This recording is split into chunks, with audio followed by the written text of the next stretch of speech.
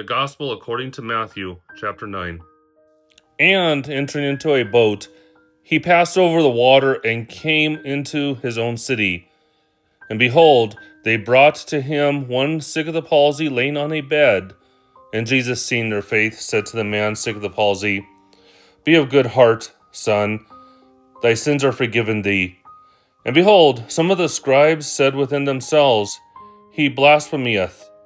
And Jesus, seeing their thoughts, said, Why do you think evil in your hearts? Whether it is easier to say, Thy sins are forgiven thee, or to say, Arise and walk. And that you may know that the Son of Man hath power on earth to forgive sins.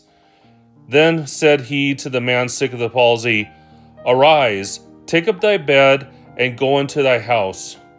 And he arose and went into his house. And the multitude, seeing it, feared and glorified God that gave such power to men. And then Jesus passed on from thence. He saw a man sitting in the customhouse named Matthew. And he said to him, Follow me. And he arose up and followed him.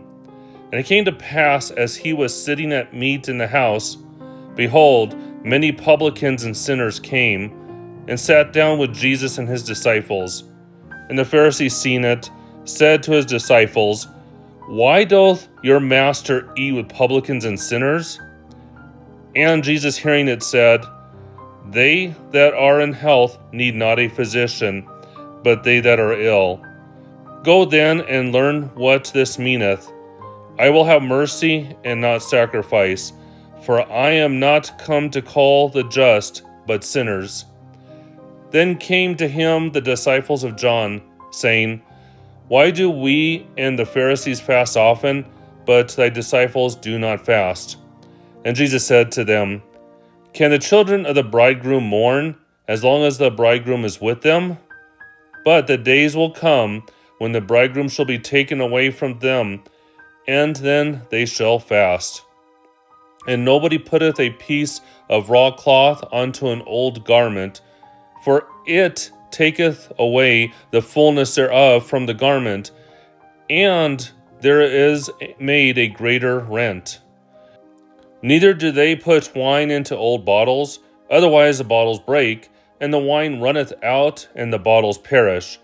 But new wine they put into new bottles, and both are preserved.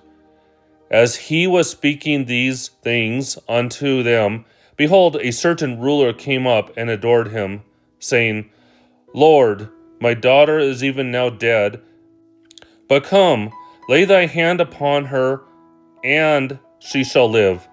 And Jesus, rising up, followed him with his disciples. And behold, a woman who was troubled with an issue of blood 12 years, came behind him and touched the hem of his garment. And she said within herself, If I shall touch only his garment, I shall be healed. But Jesus, turning around, seeing her, said, Be of good heart, daughter, thy faith hath made thee whole. And the woman was made whole from that hour. And when Jesus was come into the house of the ruler, and saw the minstrels and the multitude making a rout, he said, Give place, for the girl is not dead, but sleepeth. And they laughed him to scorn. And when the multitude was put forth, he went in, took her by the hand, and the maid arose. And the fame hereof went abroad into all the country. And as Jesus passed from thence, there followed him 2 blind men, crying out and saying, Have mercy on us, O Son of David. And when he had come to the house, the blind men came to him. And Jesus said to them, Do you believe that I can do this unto you? They said to him, Yea, Lord. Then he touched their eyes, saying, According to your faith be it done unto you. And their eyes were opened, and Jesus strictly charged them, saying, See that no man know this. But they going out spread his fame abroad all that country. And then they were gone out, behold, they brought him a dumb man, possessed with a devil. And after the devil was cast out, the dumb man spoke, and the multitudes wondered, saying, Never was the like seen in Israel. But the Pharisees said, By the prince of devils he casteth out devils. And Jesus went about all the cities and towns, teaching in the synagogues and preaching the gospel of the kingdom, and healing every disease and every infirmity. And seeing the multitude, he had compassion on them, because they were distressed, and lying like sheep that have no shepherd.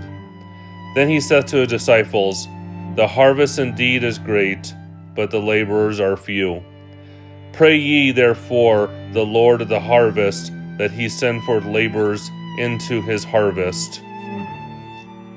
This was read out of the Douay-Rheims version of the Bible, and the scenery you see in front of you is going to be the southern New Mexico desert near the Oregon mountains.